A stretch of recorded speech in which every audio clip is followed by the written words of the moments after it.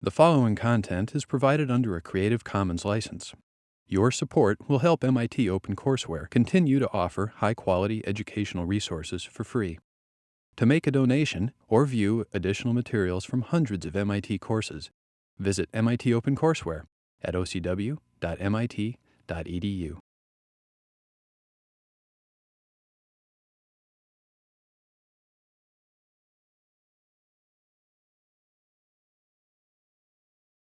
Okay, let's go ahead and get started. We're actually we're not going to be joined by our friends in Zaragoza today, but we're still going to be recorded, so still have to stay on our best behavior, I guess. So today we're going to go through life cycle assessment and talk about that and how we use it to quantify environmental impacts of products. The goal today is pretty simple. First is to let you understand the steps in LCA. Exactly what is the methodology, how it's used, the specific steps in it, and what they mean, what sort of goes into each of them. But really, what we're also going to spend time on is understanding the decisions that go into that using the hand dryer study as sort of an example to go through and understand, how you link all of these different steps together, what it means in understanding, the decisions that you have to make as a person doing this or as a company in terms of, setting the boundary, understanding what your goal is, and all the uncertainty that goes along with all the decisions and assumptions that you have to make along the way. So last time when we were talking about carbon footprinting, we were talking really about things that go on at the corporate level. That they're within the boundary is essentially drawn around your organization. And we talked about, you could use those internally, doing things like trying to evaluate different departments in your organization, tracking your performance, setting up some kind of internal metrics, all the standard sort of things you would do for financial cost, quality, sustainability, really just one extension of that. But also talking about its relation to external, you're publishing a corporate CSR report, participating in programs like the Carbon Disclosure Project, reporting to regulators, investors, et cetera.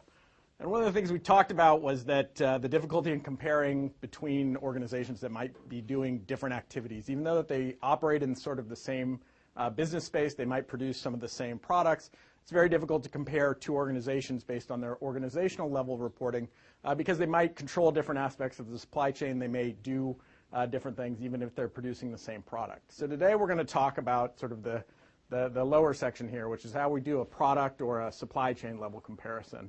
And some of the same ideas still apply, that there might be reasons to do this both internally and externally. Internally, right, trying to understand where in the supply chain your environmental impact is, what are the things you might have control over that you might be willing to, that you might be looking to change, exploring especially differences in the design or changes that you might make to reduce those impacts. But also it has an external component as well, namely around things like product labeling or making claims, environmental claims about your product, right, trying to convince consumers or your customers that your product is better than ones that are on the market. And again, there's going to be some slight differences that go on between what you're trying to do and how you might go about it. So with that, we'll sort of start off with talking about this hand dryer study and then go through the bits and pieces of it individually. This really is getting into, it's a pretty good example of something that gets at to the fundamental questions of how you compare different products and different things that we don't, in this case, we don't really care much about who owns which piece of each of these products, right? We're looking at the product as a whole from beginning to end and trying to come up with a way of comparing them. And, this is the results and from some of the material that came out of the publication of this study. But, right, it requires a different type of analysis and sort of a different level of work. So has anybody in here done a life cycle assessment before? What kind of product or what did you look at? I used to work at a company that made some food products, and we looked at 3 of our SKUs that we made for Walmart. They asked us to specifically do a life cycle assessment for 3 different products of theirs. Just to understand what the... Yeah, I mean, part of a larger, they were working with us and numerous other companies, but they were, trying to get a sense of what the larger impact of individual items that they carried was in different departments over the course of their lives. And did you actually were you responsible for sort of... I did a large portion of the data collection for the stuff we were most directly responsible for. I mean, it was kind of broken into chunks. So a major part was like packaging, and then there was like the food that went in the packaging, and so I was kind of working with all the different groups who knew the most about those respective portions to then draw the data from them and put it together kind of cohesively. Mm-hmm. How about anybody else? Anybody read previous studies like this before, or seen anything like this before? Well, I had actually read this one for, we were working on the SLAM project.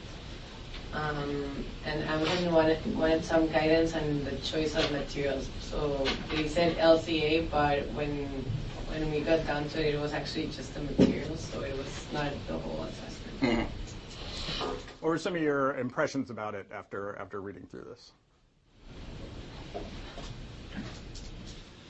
I thought it was strange of them in the beginning to say that they were going to do a full life cycle assessment, including transportation costs.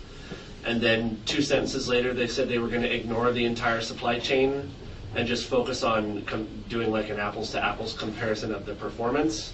And they sort of black boxed all of the dryers into the same sort of process in China. And I thought that, like we weren't necessarily getting who maybe was the real champion between Dyson and Excel, because if perhaps one of them happens to have manufacturing in the United States, then they're getting a large transportation costs like lumped into the cycle that maybe doesn't exist. So I don't really know why they decided to go that route. It seems like they went through all of the machinations for the paper towels, so it wouldn't have been maybe that difficult to get it for the other companies as well, so that they actually did the real full life cycle, because otherwise it seems like they should have collapsed the scope if they only wanted to do performance and leave the upstream part of the supply chain out of it. So they didn't really ignore the supply chain. They more just standardized it in a sense, right? Because they did include all of those things that go on, but they didn't model the exact supply chain that each specific product might have taken, right? So what was the reason for that? They mentioned why they did it in there. They said they wanted to put them all on equal footing as part of the supply chain, but it seems like not putting them on equal footing is sort of the purpose of the life cycle, to see who actually has the better process. Right. It actually didn't matter. They had a figure that it explained if these different devices were manufactured in Malaysia, US, or China, there's very little difference across them. Right. And we'll talk back to that, because as we read through, there was a lot of assumptions that they had to make going on, right? So what might have been one of the reasons they had to make that assumption about the supply chain, about taking them as... They might not have the data available, and they determined that they could spend a year trying to find the data, but in the end it wouldn't have made a difference, and they wanted to go through the study, and finish it anyways. Right. In essence, that if you didn't have all of the information for all of the products, then you really had two choices, which was to perhaps go spend the time trying to identify everything, right, the exact path that all of those products took in their supply chain.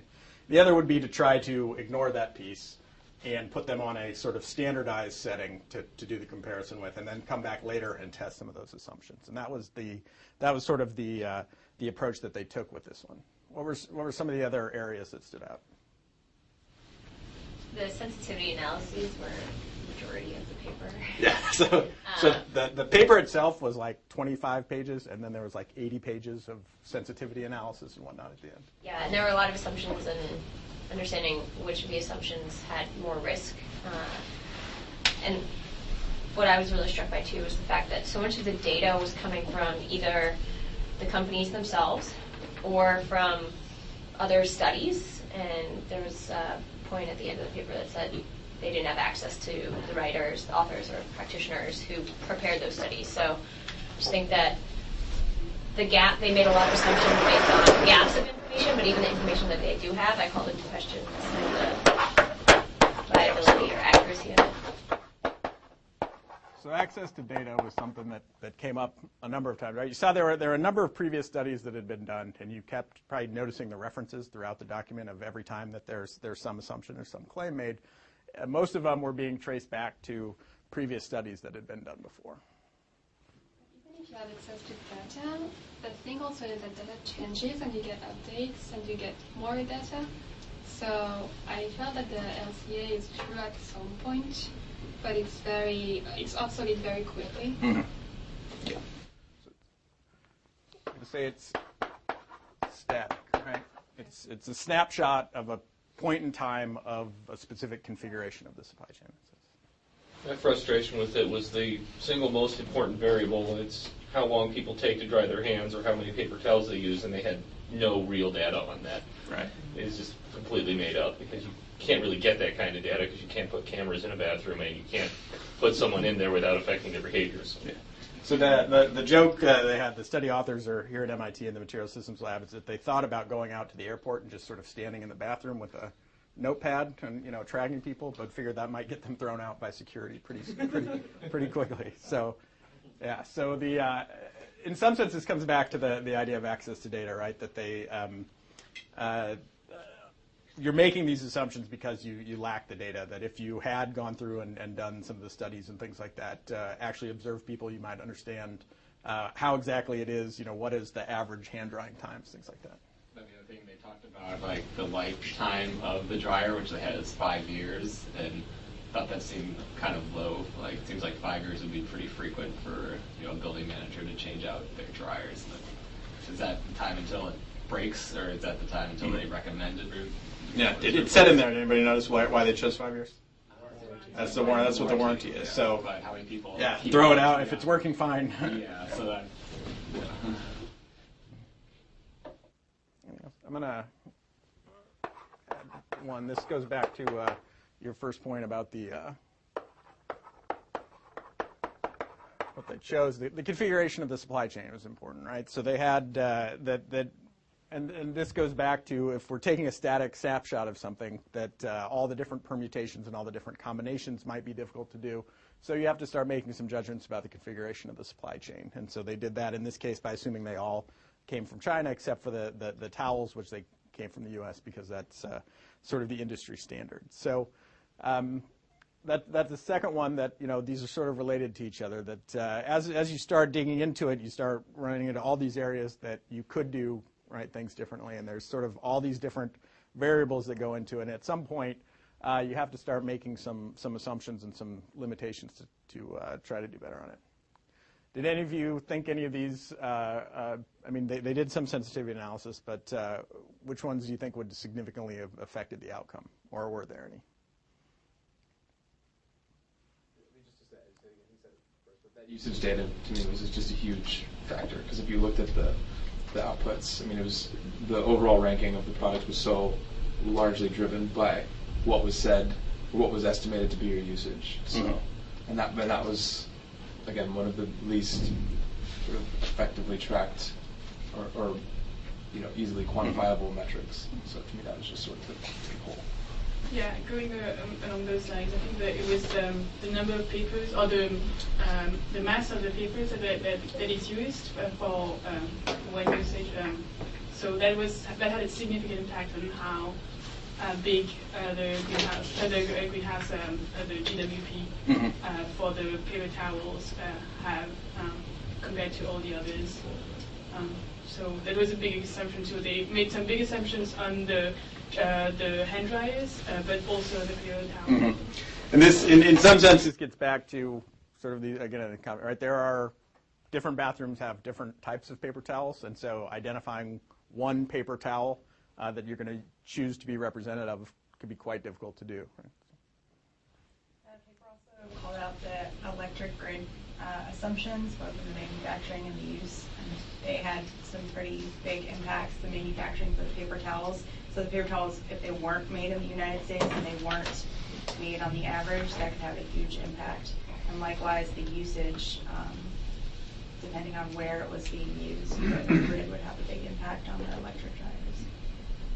So if you were Accelerator, right, which came in, it probably is the most similar in terms of products that it would be competing with, right? I don't know if you've used the Accelerator dryer before, right, but it just really powerful heated air coming out, a little bit different setup, but right, it generally in the results showed as the second best after the Dyson one, but probably their direct competitor. So what would your response be if you were Accelerator and you saw Dyson sort of promoting this study?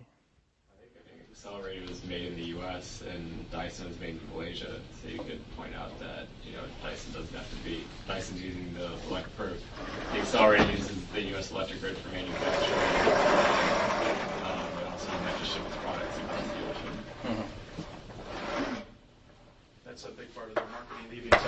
made in US certified, whatever that means, on their webpage. Yeah. Also for Accelerator, the measured versus reported drying times were really different. For Dyson, they were exactly the same, but it was almost double for Accelerator. So they may want to get control of how much time they think people are spending and maybe make their machine a little more efficient. Because if we were to go with the 12 seconds, which was the lower, the difference between Dyson and Accelerator wasn't that big. But when you went with the 20, I think it was 20 seconds, that's where the difference was more severe. And so where did that measured drying time come from? So because they were, for the measure, they were following the NSF standards of like 0.1 gram of water on the hands when they dry on towels. But in actual fact, I mean, it's really a perception. The user doesn't actually measure 0.1 grams of water on my hands before I start using the dryer. It's really a perception issue.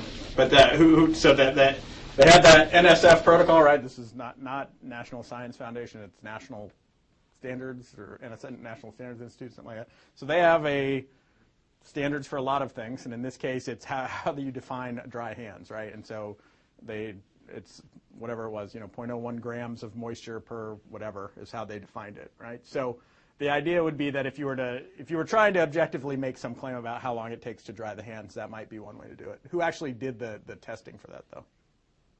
There was some study at University of Florida. I don't really know how they came up with those numbers. Yeah, so I think they said, I think it actually Dyson reported it, right? Is that right? So it was coming from a document that Dyson had, claiming that somebody had done this test, right, and come up with it. So, right, so you see that we're starting to get this paper trail of going back of figuring out that so much of the study was dependent on this value, and that the person reporting these values is essentially Dyson is making the claim that it came from. So even though we have sort of a standard and that makes sense in terms of, okay, if we're going to try to find some way to do this objectively, it still would definitely leave some room open for Accelerator to probably take some issues with it.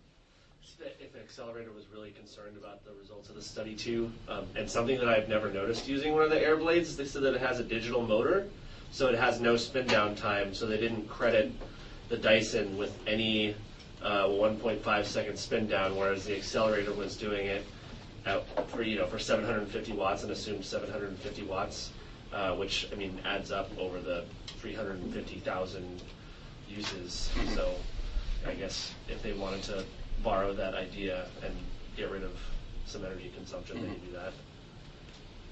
So if you were Accelerator and you read this study and wanted to respond to that, what might you go do differently? Well, I mean, one, you might commission your own study, since this was commissioned by Dyson.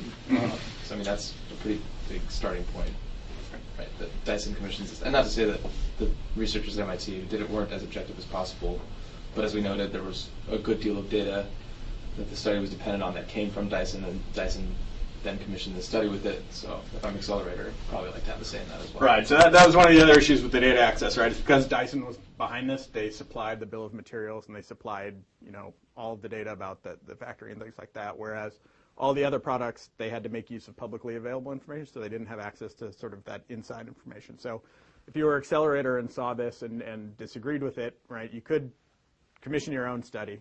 You could now make use of the fact that you know about your supply chain, all right, and you could start actually going in and doing the details. You could go through the fact that you're actually made in the U.S., so you might want to redo the study under that assumption that you're going to look at it with your specific supply chain, no longer considering, say, a generic supply chain from China. So what would you do to get around this? Because that was still sort of the crux of it, was that you both claim similar drying times, but they're saying that in practice yours is actually worse. In terms of data collection, I know that you're limited in putting cameras or individuals in bathrooms, but potentially building in some sort of like chip that enables you to see what actual times are for drying, and then that could work in your favor. Mm-hmm. I might go out and actually redo this study, right, that Dyson was reporting, right, if I use this NSF study to go in and at least verify that it really does take my machine 30 seconds versus their 12 seconds or something like that, right? So it's at MIT, if you wanted to do that study of figuring out how long people actually dried it right, you'd have to go through the human subject ethics board and all of that. So you might have trouble actually getting a study through where you actually went out and tried to observe it, but you could at least try to reduce some of that that uncertainty that comes in the measurement, since it's unfavorable to you and not really much hard information out there about it. So you might want to commission, say, a outside source to come in and sort of repeat that testing and see if they really got it. In terms of what they're actually doing, so they actually have commissioned a study, right, to sort of to respond to follow up on this, right? So because nobody's ever going to be happy with all of the assumptions that go on in one of these, so especially when they turn out to be, right, if you look at two of these big ones that are certainly unfavorable to Accelerator, probably when you look at them, it makes sense that maybe when you would want to come back in and revisit this to try to make sure that the assumptions that your competitor is making that are unfavorable to you actually are, you know, grounded in reality, or don't necessarily make a difference in the final outcome. But you probably don't want them releasing study that says, you know, this is your product and it's worse for the environment, it takes longer to dry, et cetera, without at least being prepared with some sort of follow-up to dispute that, other than to just sort of, you know, ignore it or sort of claim that there's problems with it, right? You'd like to be able to come back with some sort of response that's grounded in some data or has some facts for it. So we're going to walk through this a little bit more in depth, but in terms of looking at it within the scope of the methodology of life cycle assessment. But to start off with, right, just what is life cycle assessment? So, and that's a good question to ask because it took some time for the industry itself to figure out what exactly it was. But there are a set of ISO standards that I think were produced in 1997, the first version. Essentially, it says this: LCA is a technique for assessing the environmental aspects and potential impacts with a product by first compiling an inventory of the inputs and outputs, right? So tracking what's coming in and out of the environment. Second, evaluating the potential impacts associated with the inputs and outputs. So figuring out, right, now I know what I'm emitting to the air, what I'm taking out of the environment, actually figuring out what those impacts are. And one of the key points here is that it specifically mentions the potential environmental impacts, right? Because some of these studies are going to be forward-looking, trying to figure out what happens when we make a change, as opposed to some of these studies that are looking backwards and trying to figure out what the actual impact is. So that's a big one, is that a lot of times we don't necessarily know what the exact environmental impact is. We're trying to forecast ahead of time what it's going to be. And finally, interpreting the results of the inventory analysis and impact assessment in relation to the objectives of the study. So the big thing about this is that right, it's sort of fluid in terms of what an LCA is, because you start off with creating some kind of objective of what you want to do with the study, and all of the results that you generate are going to be interpreted back in terms of that scope and that goal that you started with. Some of the important things to remember is that it takes a life cycle view of the product, so raw materials all the way through to end of life, right? So it cradle to grave is typically the way that would be talked about. And while it specifically mentions products, it can be mentioned for services as well, right? So we can think of the hand drying example. It's not necessarily comparing products, it's more comparing a service, right, that of drying hands. LCA generally credited to Coca-Cola as being the first person to develop this back in 1969, when they commissioned a study that would look at the environmental impact of using cans or glass bottles. So this is when they were first thinking about going to cans, and they were trying to understand not just all of the economic and supply chain impacts, but they wanted to consider the environmental impacts as well. So they commissioned a study and actually hired some researchers to do it, and essentially they came up with what would be and eventually become life cycle assessment in terms of that quantifying that environmental impact in some manner by looking at the inputs and outputs. So that was in 1969. So it started to gain attention in the 70s. There were other efforts going on in this area, especially in Europe. With the energy crisis, there was a lot more concern about things like how much energy products were using, services, about what it was going to mean. As that started to fade away, the energy crisis, in the 80s, it became a little bit more known for companies making environmental claims about their products, so trying to use it in advertisements and things like that, and gave rise to what they were referred to as hired gun studies, which was basically, as we saw, there's a lot of assumptions and a lot of questionable assumptions at times that go into doing one of these studies. And what they were finding is that there were companies out there that you would hire them and they would construct a study in such a way that it said basically whatever you wanted, reaching the point that 11 state attorney generals issued guidelines saying that you couldn't use life cycle assessment to make a claim or a comparative claim about the environmental impact of your product in an advertisement until LCA became standardized, until a uniform methodology was developed. So that sort of kicked it into gear of getting different companies, different organizations together to try to iron out what exactly a life cycle assessment was going to be. CTAC was probably the leading group in that. It's something like this, something environmental toxicity and chemistry, or Society for Environmental Toxicity and Chemistry, I think, something like that. So it's a generally chemists, people that study ecotoxicology, things like that, getting together and creating working groups, generally of academics and practitioners, trying to come up with sort of a uniform methodology that could be used for life cycle assessment. And eventually this developed into some standards from ISO. 14040 is the main one, but there are about 4 or 5 different offshoots from that that cover different aspects of it, from the guidelines for how you do it to how you would use it to making claims, or how you would use it for putting labels on products. So it's sort of grown quite a bit from those beginnings. So essentially, the methodology that they developed is going to consist of 4 stages. The first of which is the goal and scope definition, which comprised of a couple of things, namely deciding what it is you're analyzing, looking at what the scope of the system is under consideration, identifying what falls within your system boundary. The second step is referred to as the inventory analysis. This is where you're identifying and quantifying all the things that come in, raw materials that are coming in from the environment, all the emissions that are going back out, whether it's to air or water or land, all of the other products that you might be using, all of the inputs, and essentially creating an inventory of those, right? Identifying how much there are. The third step is the impact analysis. This is where we go from the inventory, from identifying everything that's going in to figuring out what exactly the environmental impact from that is going to be, and what methodologies you use to do that.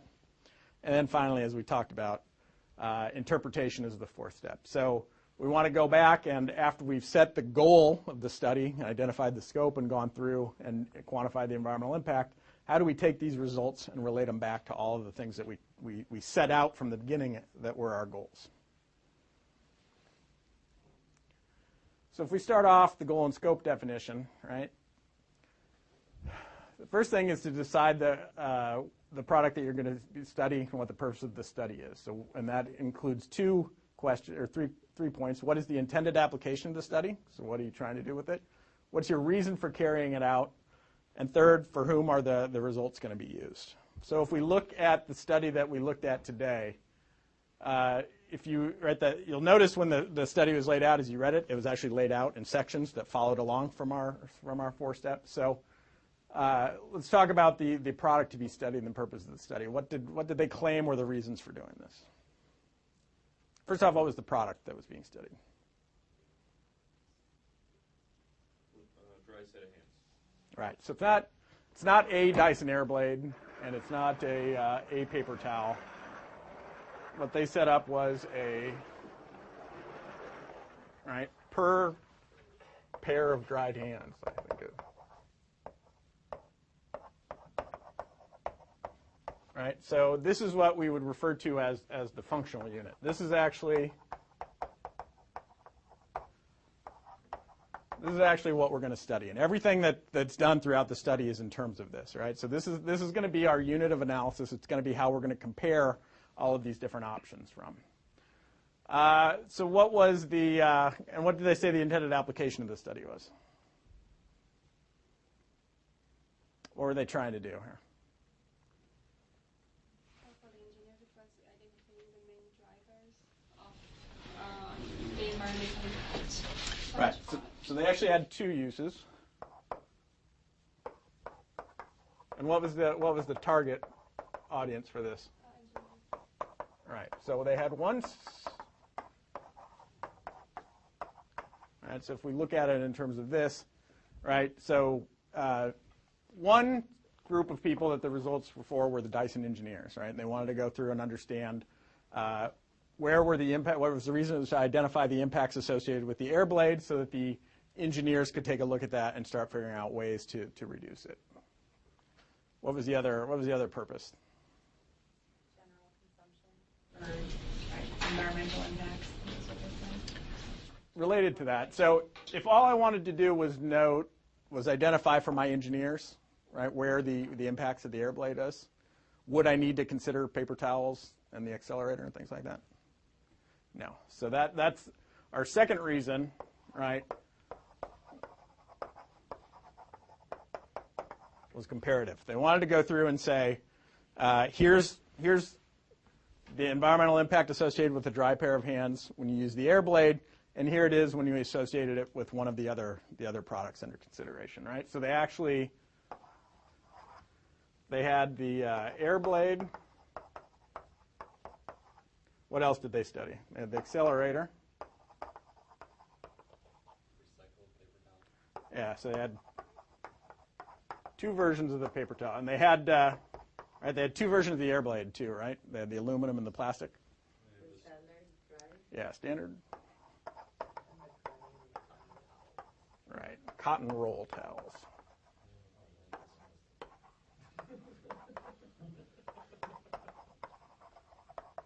Right, so this gets back to, right, our choice of a functional unit was the dry pair of hands. So this gives us sort of the basis that we're going to do these comparisons on.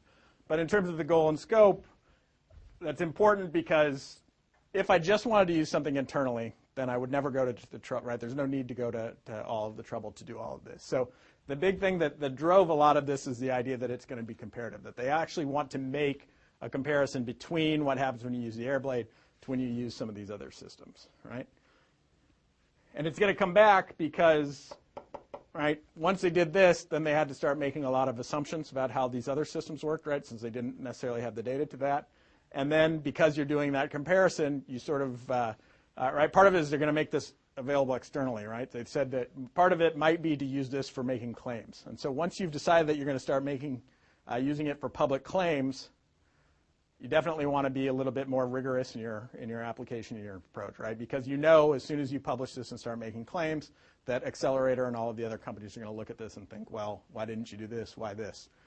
So that this sort of drives a lot of what goes on in the next few steps. That by doing this, now we've expanded the scope of our study from just looking at my supply chain, which I have pretty good visibility to starting to look at a lot of different other products. And this brings a lot of extra complexity to it because I have a number of different studies. And if each of these has different configurations or different assumptions that I make, the complexity starts to really balloon up. So system boundary. What did they choose for the system boundary? They chose not to include things like maintenance or transportation. So they make a lot of assumptions about how to draw the lines about right. Use. So they start off by saying, right, this is a life cycle assessment, so we're going to do cradle to grave, right? So, and you can think about that that idea that you're doing cradle to grave creates a lot of problems because they mentioned, right, there's, how many different screws were there in the, in the air blade? And you could think that now you need to trace each of these little parts, right, all the way up through their supply chain. So they started making some definitions about where they were going to sort of consider things outside of the system boundary. So there were a couple issues that go into that. So one was cutoff rules. Right, so what did they use as a cutoff rule? It was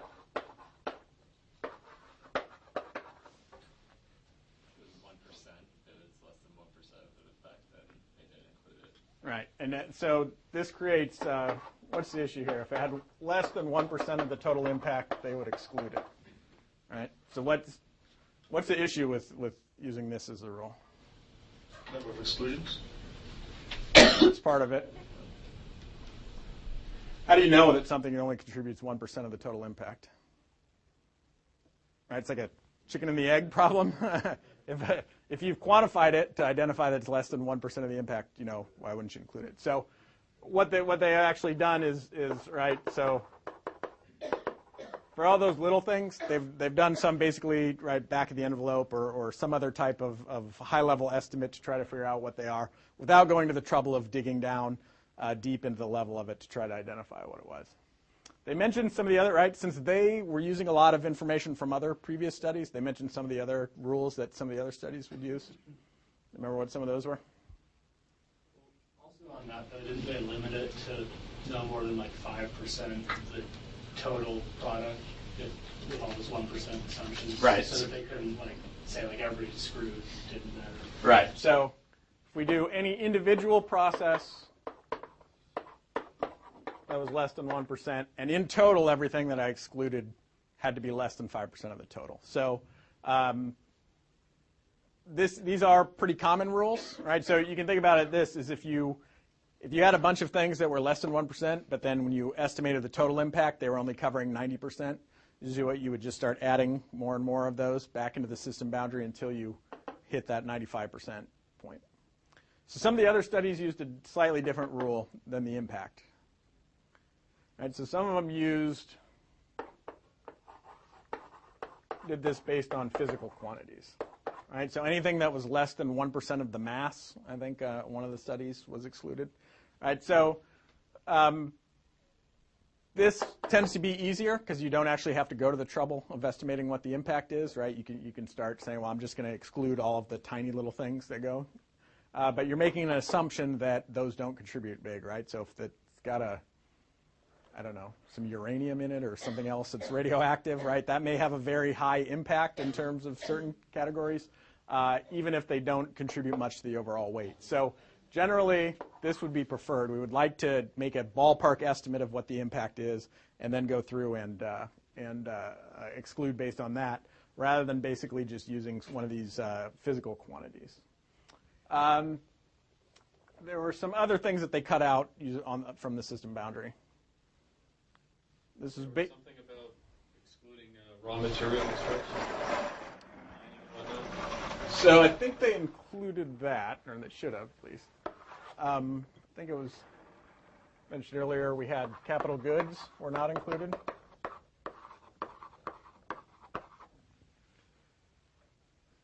So and this is also a fairly common exclusion, right? Things that have a multiple year lifetime. Not to include those in, right? So you could include them in the same way that when they made the decision to do a dry pair of hands, they had to start making assumptions about the lifetime of the product, how many uses it was going to get made, and then you allocated it. They allocated a portion of that to the lifetime, right? They included things like the bins and the liners that we're using for paper towels and things like that. So you could include capital goods. You'd have to start making assumptions about how many years it existed, right? How many products it, right? If you were to include the trucks or the ships that move the goods, you could, how many trips in a year does it make? How many containers does it move? You could start doing that. It tend to be pretty low, right? If you're already including say, the transportation piece of the ocean, so you're capturing all of the fuel that's being burned, but you're just not capturing what goes into building the ship. So that's another one that's a pretty common one. So they mentioned in the study that some of the studies they used had excluded the capital goods, and so they chose to exclude capital goods in this as well in order to maintain that consistency. So in this case, they might have otherwise chosen to include those, but because they were relying on past data, they went ahead and included them anyway. What about with the paper towels? This was specifically one of the issues that they had.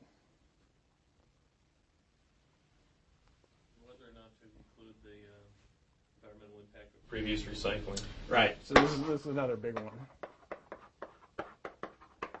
Specifically, what was it about this type of recycling that was difficult? Remember what the term they used for it was? Open loop. Right. So this is the problem with things like paper, is that something that is a paper towel, if you were to collect it and recycle it, usually that strength of the paper that you get from the recycled fiber is not as strong as it was when it started. So if it started off as a paper towel, when you recycled it, it's usually no longer strong enough to be a paper towel. And so it might get made into toilet paper or newsprint or whatever else is on down the line. So you get into the situation where you have the product and you recycle it, and then it's going to go get turned into some other product that has its own life cycle, and it's going through. As opposed to a closed loop recycling, that product would just get turned right back into an input. And if I were to do that, then I can draw my system boundary around this, and I don't have to worry about it because it'll get included in this system boundary. But when I'm doing this, I'm start getting into multiple different types of products, right? And and this is a problem because the input, right? If when it mentioned they had the two types of paper towels, right? Some were made from virgin fibers and some were made from recycled fibers. If it's made from a recycled fiber, it had its whole life cycle before it became a paper towel, right? When it was, maybe copy paper or something similar to that. So that usually means you're going to have to make some decision about where to draw the line in terms of how far we go chasing all of these other products that it might have been turned into.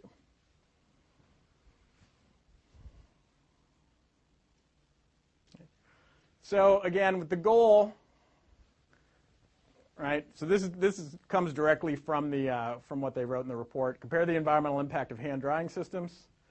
Evaluate how they have the impact under different manufacturing and use scenarios. So this is part of it, is that they, rather than consider it within the context of just one scenario, they wanted to try a couple of those scenarios. This related back to the assumptions that they had to make. To identify impact drivers and ways to target those with the idea to inform product decisions. Right, so this is, we mentioned this, comparative assertion. So this is sort of the important one because that lets us know this is going to go to an external audience. This brings its own set of requirements. So if you're going to use something for comparative assertions, the ISO standards generally require you to have a third-party evaluation of it, right? So if you look through in one of the appendices, they mentioned the results of their third-party, essentially, review of it. And so they had a panel of 3 experts go through and review the initial draft of the life cycle assessment study, and then they had to go back, and usually you get critical, it's like submitting something for peer review at a academic journal or something similar, where you would get back comments about what you might want to change and what you might want to do. So once you start making some of these selections up front about the goal of your study, that's going to drive extra requirements and make some complications for what you need to do down the road. Finally, right, they mentioned internal and external audiences. With the goal, the big thing to keep track of is there's really 2 types of life cycle assessment studies, and they go by different names. Attributional versus consequential is one of them. One I've heard is accounting-based. That would be the attributional, and this would be change-oriented. Really, these are little diagrams that somebody created that are useful to think of it. The attributional one, which is what they've done in this paper, is essentially, right, it's taking a system and trying to figure out what portion of that system's environmental impact is related to whatever you're looking at, right? So it's taking a static snapshot of something and trying to attribute the various environmental impacts to your product system.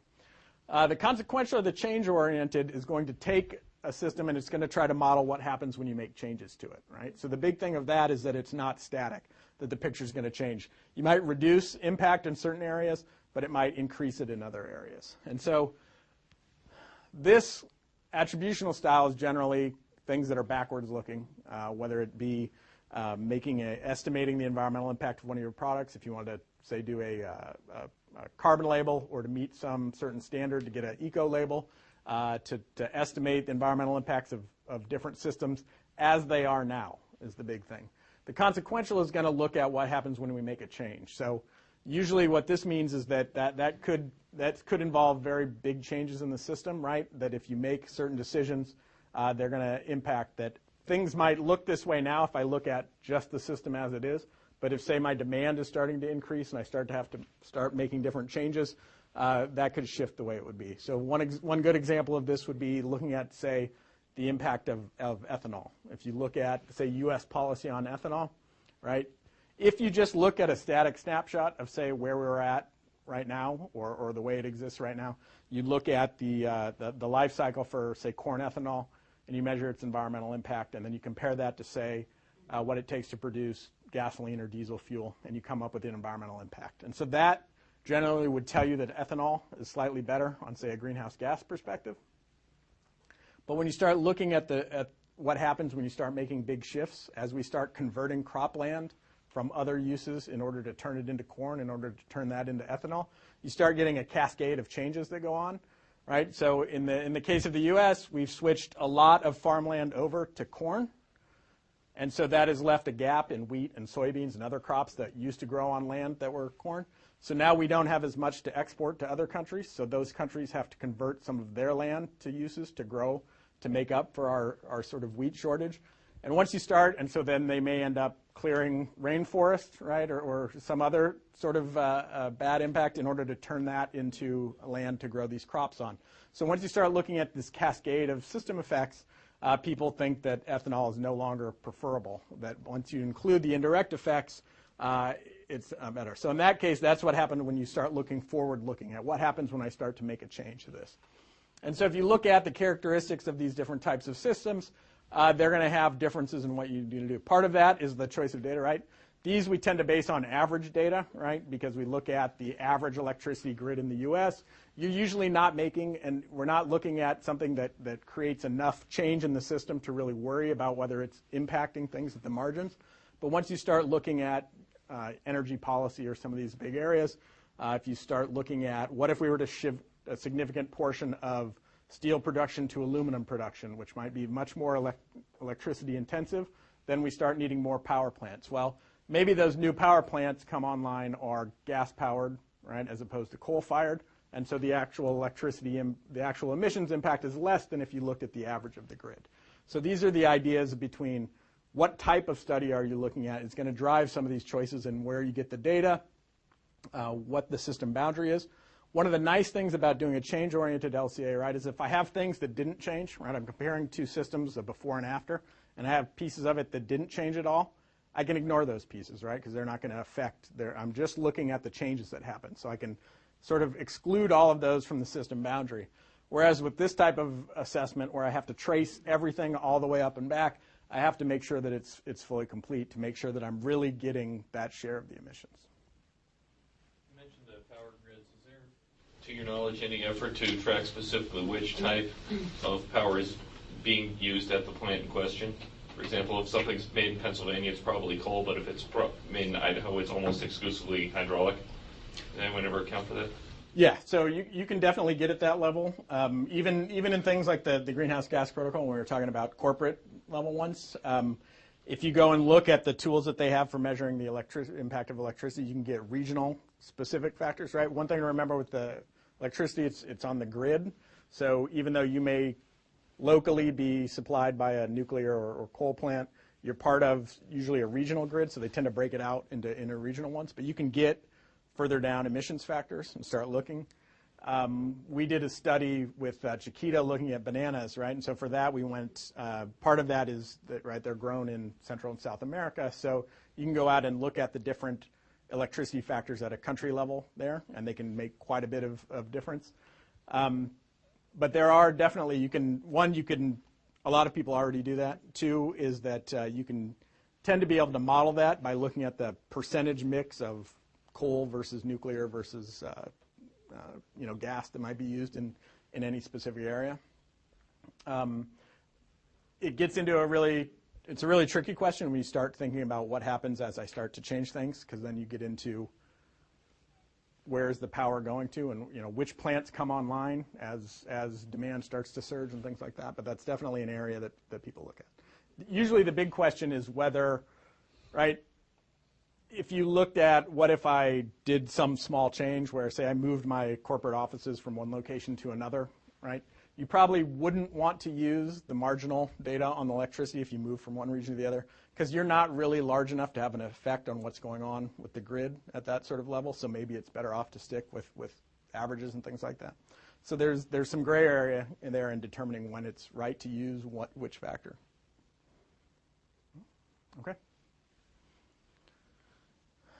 So we covered this, right? The functional unit is a pair of dried hands, right? Once you made that, right, it makes sense because it doesn't, while as we saw, it's in the use, right, is where the impact comes from. So the question becomes, you don't really want to compare a air blade versus an accelerator. You want to compare what happens over the use. And definitely when you start including things that are not a one-to-one correspondence, right? Comparing paper towels versus an air blade, you want to put them on a unit of analysis that makes sense. But once you start doing that, you start getting other, right? So that's sort of the one of the things you decide up front, and then that sort of creates sort of a cascade of decisions about what you're going to have to do later on. Amongst that, right, making assumptions about the length, how many hands get dried, the lifespan of it, all the ancillary and secondary products that go along with it. So it's the kind of thing you want to decide up front because it creates consequences for what you do down the line. And that's why it's usually one of the first things that you'll do in the study. Scope, we had 7 different systems, cradle to grave. They mentioned this within there, right, that they included packaging, right, so the cardboard that they come in or the plastic wrap when it's there, and the bins and liners and dispensers. So you want to be clear when you're setting the scope about what things you're including and what not, right? So they include the packaging, but they don't say include the pallets that they get shipped on, things like that, capital goods, et cetera. And with the system boundary, all right, so we covered some of the allocation, what it means. So you had the end of life we talked about. Co-products, right? If you have a manufacturing plant or some other facility that's producing a number of different goods, you usually are going to run into that same allocation problem where you're going to have to figure out some way of apportioning the impacts of the production process to the different products that come out. And again, there's various rules for that. Usually they're going to be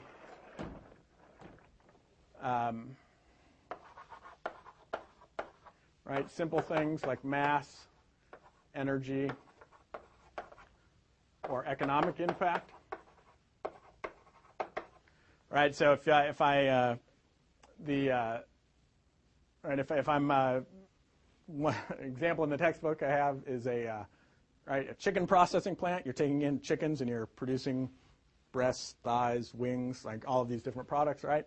You can divide up the impact of what it takes to produce a chicken, right? To raise it, to give it feed, all of that. But at the end, you have all of these different types of products that all come from that same input.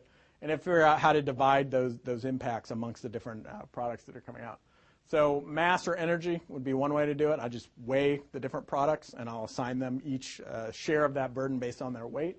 But again, this may work well for some things, but not for others, right? Especially when you have some products that are coming out that are of very high value, since those tend to drive, right, the decisions that you make. So maybe you want to do it on the economic basis instead, which is to say I'm going to portion my impacts based on the share of the value that each of these items generate. And these tend to come back down to accounting. So in the same way that our corporate sort of carbon footprint last week followed sort of our financial accounting rules, this is much more in the vein of managerial accounting, where I'm trying to make certain decisions that reflect what's actually going on as opposed to just necessarily following some rules. Cutoff rules we covered.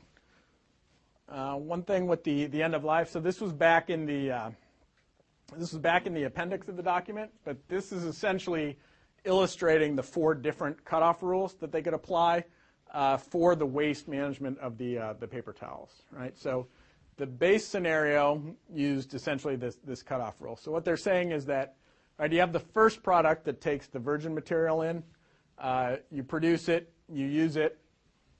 Right, then it goes back to repulping, right? So it's essentially recycled and turned into a second product. Again, it has its own life cycle. You might repulp it a third time, and again, it has its own life cycle. And then maybe it's reached the end of its useful life, and it's going to go to waste management, right? So all of these are essentially the same supply chain, but we can divide up the impacts between the 3 different product life cycles based on how we divide up who gets credit for which of these burdens, right? So I think they used the cutoff rule in this one, which is the first product took credit or took the impact for all of the production of the virgin material and all of the use, but then once it moved off into the recycling system, all of that impact was associated with the products that went on down the line. The second product took care of all of that repulping, the burden that went on there. And the third product took that second set of repulping and the final waste management disposal, right? So if you think of this comes from the original forestry and paper production, and this is the final when it gets thrown away in the landfill. It's deciding who went to those who got those various impacts. And you can see that they've drawn, right, depending on where you want to draw the impact, there's a lot of different rules you can apply. And it's really mainly a judgment call on which one you think makes sense. Since it's not entirely clear that one is better than the other, these decisions are, in essence, always going to be arbitrary. Okay. So that was the first step, the goal and scope, right? The second step is the inventory analysis. All right, so this is when you have to go out and identify and quantify all of those impacts from the production system. So in this case, it's a pretty straightforward process, but not easy. So simple, but not easy. So the first is you build a model of the system. So this is sort of their stylized version of what the model of the system is. If you look at a more detailed lifecycle assessment study that's really getting down into the production process, you might see a list of, say, hundreds of different processes, right, and drawn out in a flow diagram.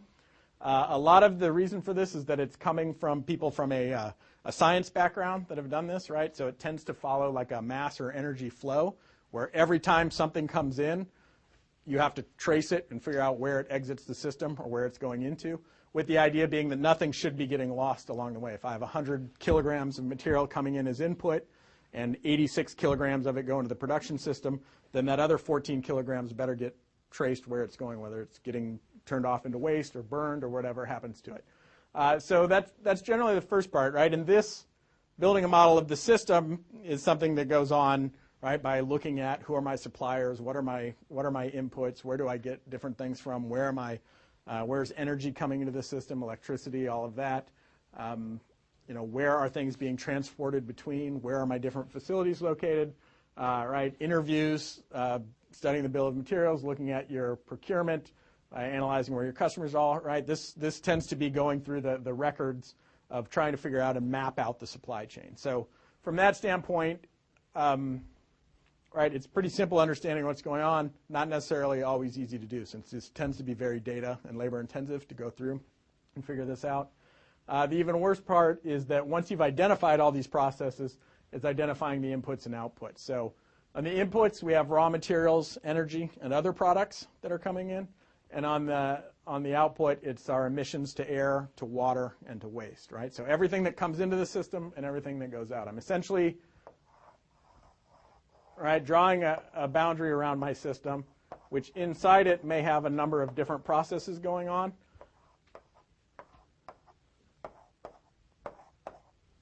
And what I'm looking for is, once I've mapped out that process, I need to go through and identify where are all my inputs and outputs, right? If this is my system boundary, these should all be raw materials coming in, energy coming in, and all of the emissions going out. And so, right, one way to do that is to go through step by step. This is a production facility. Start tracking. All right, what energy are they using? How many units did they produce? Things like that. So this tends to be the time-consuming part of it, but pretty straightforward in terms of what you need to do. So in terms of the study that we looked at, right, how did they go about doing this? They talk a little bit about it. It's kind of vague in some areas, but they talk about the main process that they use. What did they start with for the Dyson system? The bill of materials. Yeah, so the bill of materials, right? So are you familiar with the bill of materials?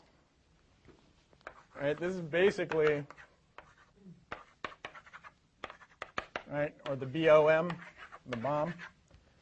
This is basically just a listing of all the parts that are going into it, right? So if they were to look at it, if you were to look at it at a higher level, right, you might look at it as, I don't know, the fan, the motor, the housing, et cetera, right? These are the different parts that go into it. And these in themselves may have, right, a number of other different materials that go into them. So if you look at it, it's sort of a diagram that it sort of spreads out, right, where you have one piece here, and it might have a couple of inputs, and those might in turn have their own inputs, and essentially it's going to expand out. I'm going to have a big list of all of the materials that I have. So in this case, they went through and took the data that Dyson gave them and said, we have the bill of materials for all of this. And the trick was to turn that into the life cycle inventory, right? And so what they did is they took the bill of materials data, and they called it the bill of activities because they also had data about the activities that are going on, like the energy use that's going on in the production phase. And they matched it up with inventory data. So in this case, right, you can think of the work that would go on to actually go and do one of these, right? Especially because you think of, they mentioned in there on some like the optic housing that was in one of them, right? You might that detects when the hand goes in and when it comes out, right? And you think that has a lens, it has a microprocessor, it has whatever else goes into it, right? And all of those products have their own complex supply chain. So the minute that we mention one of these, right, if we're taking this cradle to grave approach, then we need to start tracking each of those products up all the way through their suppliers. And so they're buying that assembly from some supplier, who in turn is buying a processor from this company, and they're buying a lens from this company, and they're buying a plastic housing from this company, and that company does some kind of injection molding, and they buy raw plastic from here, right? So you can imagine they're going to have to start tracing all of that up. What a labor that would be to try to do that for a complex product or even a relatively simple product. So what they've done is they've gone out and found this inventory data, which generally comes from third-party sources, right? So if you look at how you would do one of these life cycle inventories, usually there's a couple of big software vendors that make tools that help you do this. SemaPro, Gabi are some of the big ones. They, in turn, license databases from other companies. EcoInvent was the one that was used in this study, and they mentioned that in here, right? So EcoInvent is a company that goes out and actually tries to do that work. They try to go out and look for common products and go out and examine what types of inputs do they have, what goes on at the factory, how much energy does it take to make it, what are all the inputs and outputs to the environment, and they sort of start building up these. So then they have a database that tells you things like, this type of steel has this sort of impact, here are its inputs and outputs, different types of plastic, et cetera, and you go through and you match those up. So now it says, I don't necessarily need to go through and do all of this tracing of everything for me. The software, the database that I'm using is going to have some of that in there. And it's enough for me to say that this particular piece is, say, right, 2.3 pounds of this type of material. And I'm going to go out and match that up with the database to do all of that upstream tracking and tracing of what's going on. All right? Now, they talk about this in the study, though, right, because this is going to run into some problems. What are some of the issues that they had with this?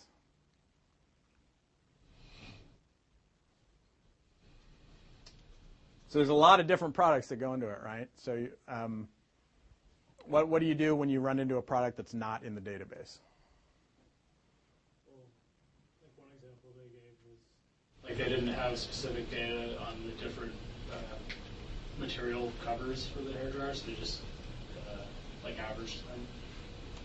Yeah. So that was, in that case, that was a slightly different issue, but it related, right? Because that one they were relying on they were taking the information from a third party that was that had done the study already and had just already averaged the impact of the housing together, rather than not being able to find well, I suppose it probably fits in there, right? Nobody had done this study and said, here is the impact for a accelerator housing made of plastic or made of aluminum. So it is probably the same. Some of the stuff they like, there was no galvanized steel, right? They said there was none of this. There was no I forget which type. There was some type of bleached paper that they didn't have, right? And this was related to the recycled paper towels and some of these issues. So essentially, they had a list of maybe, I don't know, 20 different materials or so that were listed in these bill of materials or that were included in the system that they didn't have data for. And so they had to go through and sort of create their own version of some of these, right? So they said, well, so one thing you can do is use proxy data. So they said, we don't have this specific type of bleached paper, so we'll just use as a substitute this type of bleached paper. Or they said, we don't have galvanized steel, but we have regular this type of steel, and then we're going to add to that the impact that would go with this process of applying the coating to it.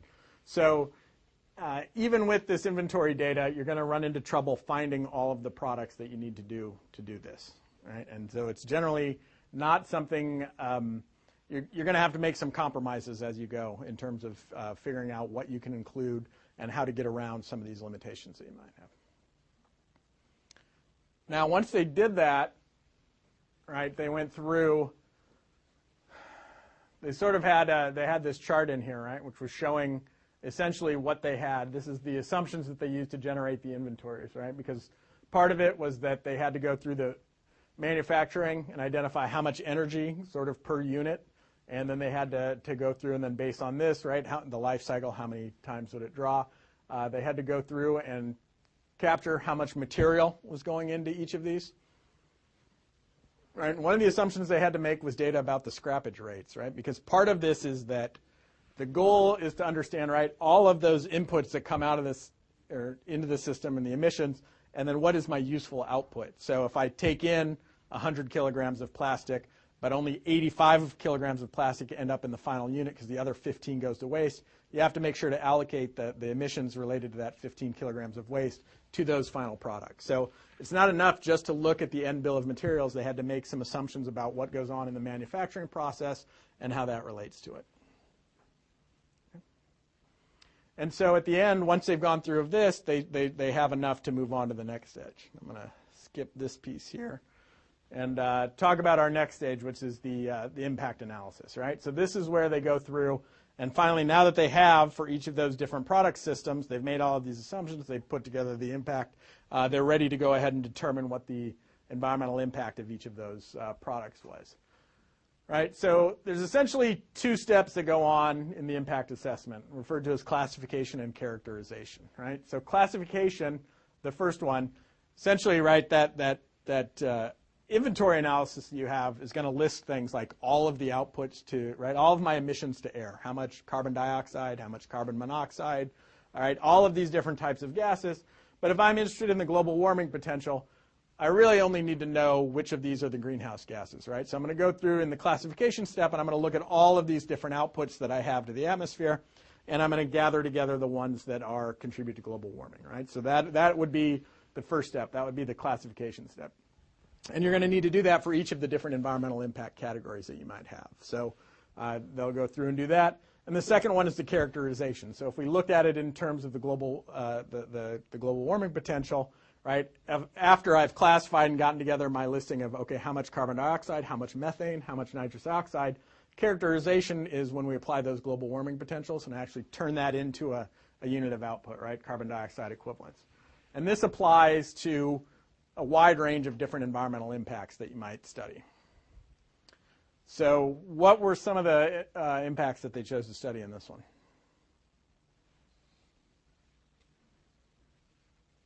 They had a couple of basic ones and then some more complex ones.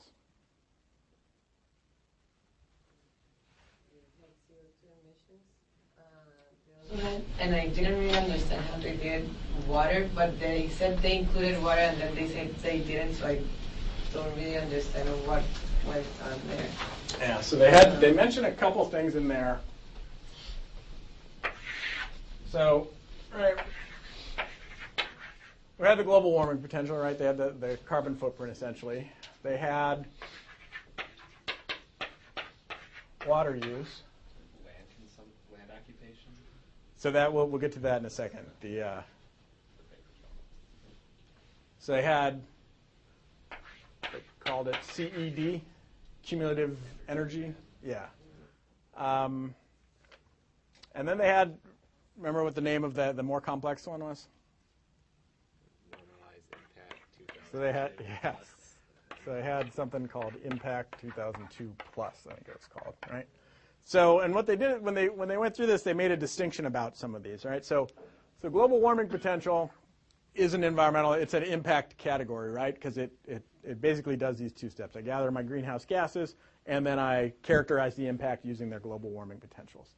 The water use and cumulative energy demand aren't really impact categories, right?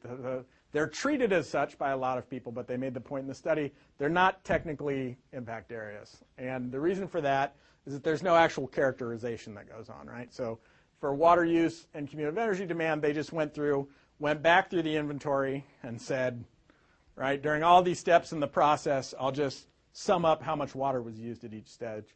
At the end, I get a total amount of water use. But there's no attempt to turn that into something more complicated, right? There's no attempt to rate. Right? You can think of whether if I'm using, good, clean drinking water, if I'm using salt water from the ocean.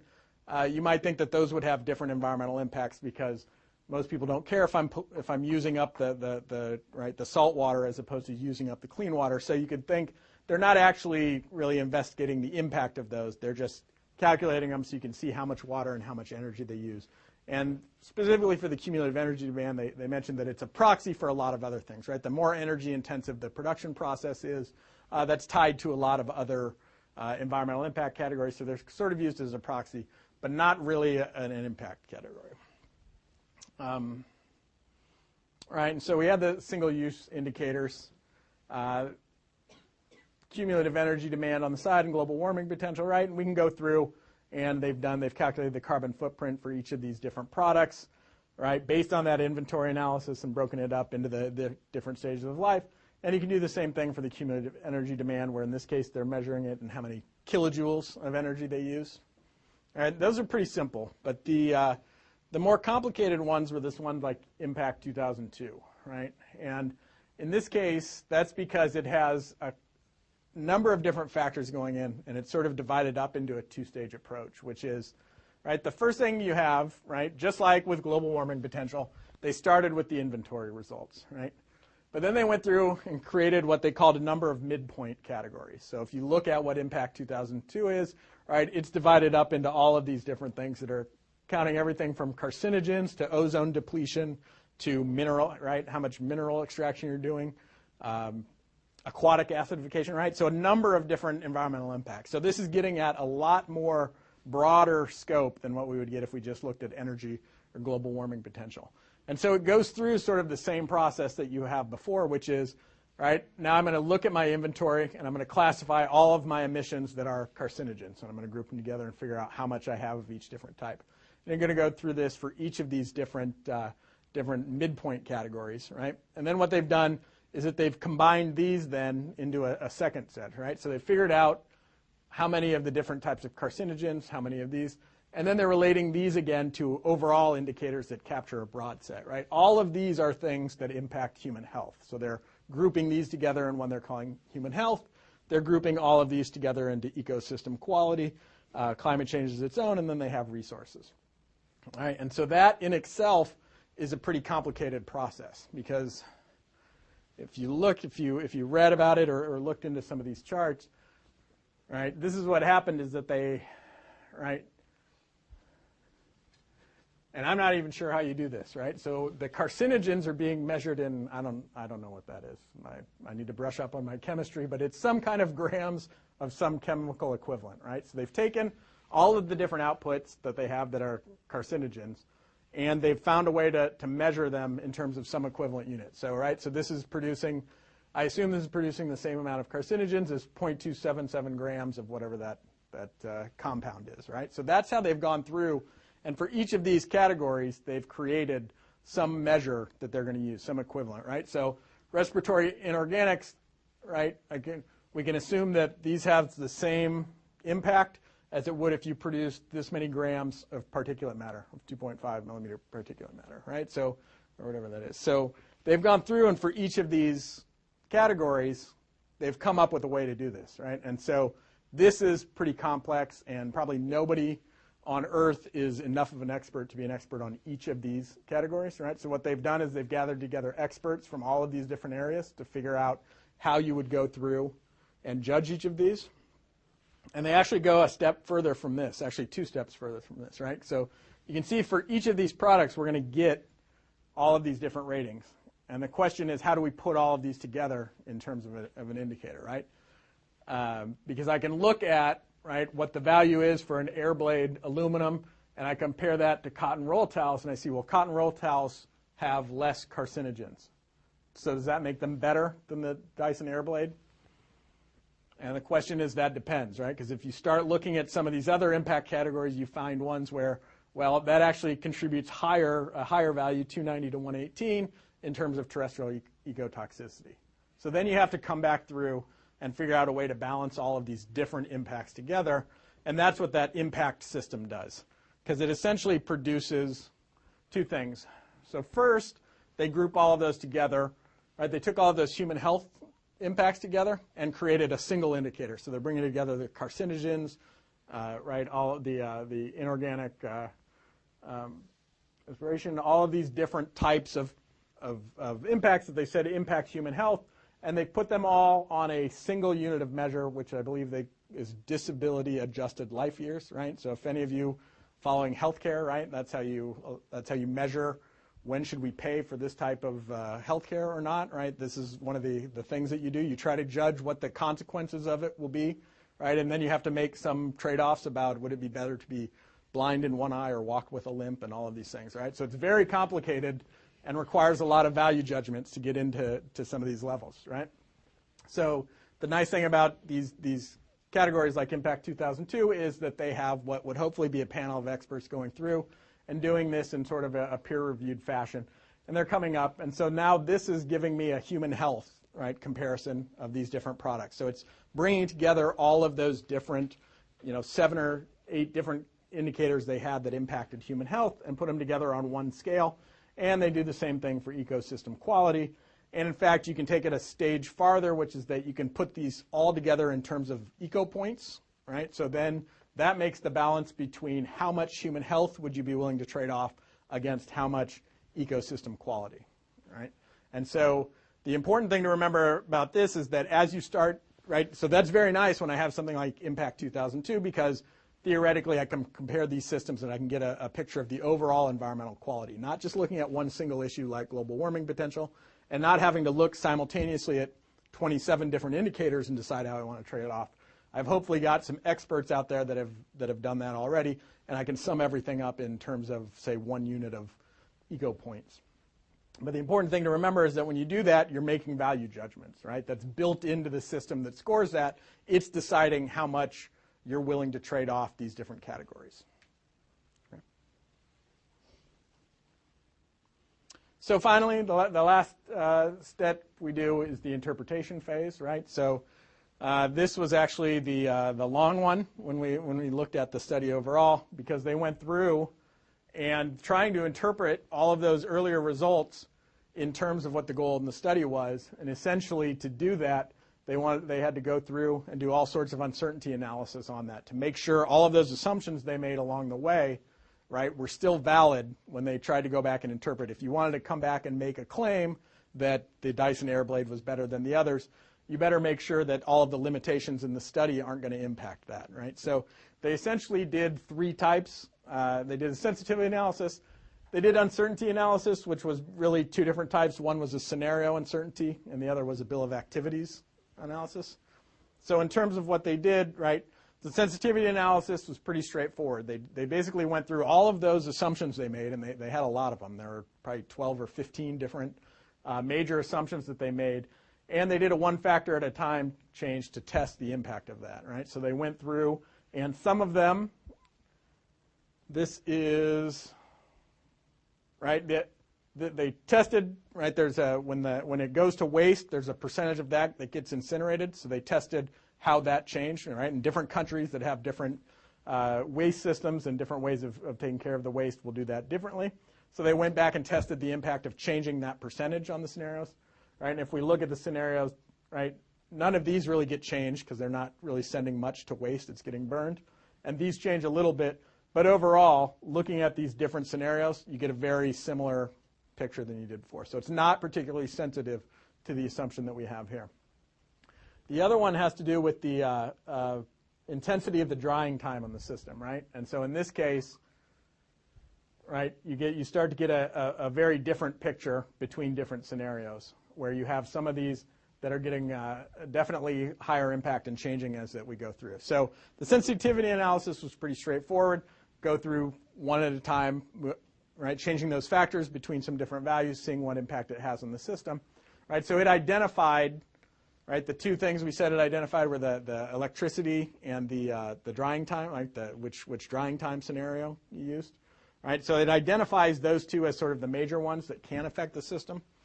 But one of the things it doesn't really capture is that it does all this one at a time, and especially those two are related, right? So if I'm off on how long I dry, and I'm also off in my assumption about the intensity of the electricity, those two factors might compound together to make my results, right, even worse. So this only captures what happens when they did it one at a time. So they went through and did a scenario uncertainty analysis. And essentially they had, 20 different parameters, and they had sort of a range for each of them. And they assumed a distribution, right, uniform or of some other type. And they went through and did a Monte Carlo simulation where they did 20,000 different simulation runs, where each time they picked a different, right, randomly picked a value from that distribution and calculated the impact on each of the different product systems. So this is global warming potential. And you get some sort of distribution about what the impact of the different products look like. So you can see sort of how it changes based on all of the different assumptions and what the possible range was. And one of the important things they did with this is, right, you get some overlap, right? That if we look at the air blade is definitely the lowest, in terms of where it's shifted, but there's definitely some overlap between some of these other systems. And one of the things they did is they went back and checked is that just because there's overlap doesn't mean that accelerator was lower than this. It just means in certain scenarios the accelerator was lower than what the air blade had in certain scenarios. So what they did is they did a check, right? Because you can think that some of the assumptions might affect only one product or the other, right? That if I may have underestimated the drying time on the accelerator and overestimated the drying time on my product, and that may cause the products to shift in terms of which was preferred. Some of the others, like if the average electricity mix at the grid, I wouldn't expect those to be different between one product and the other, right? They're both using the same electrical supply, so my assumptions about the impact of the grid should be the same between them.